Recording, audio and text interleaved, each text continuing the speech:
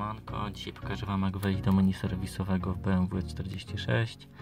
Za pomocą tego menu będziemy mogli sobie odczytać wartości czynników w tym samochodzie, takie jak na przykład czynnik temperatury zewnętrznej i wewnętrznej. Będziemy mogli sobie sprawdzić napięcie akumulatora oraz na przykład wykonać test zegarów, co Wam za chwilkę pokażę. Także żeby wejść do tego menu, przekręcamy kluczyk w pozycję 1. Następnie wciskamy tego cybanta po lewej stronie i trzymamy. Trzymamy go do momentu, aż pojawi nam się komunikat test. Teraz klikamy, aż dojdziemy do 19, żeby odblokować możliwość odczytu.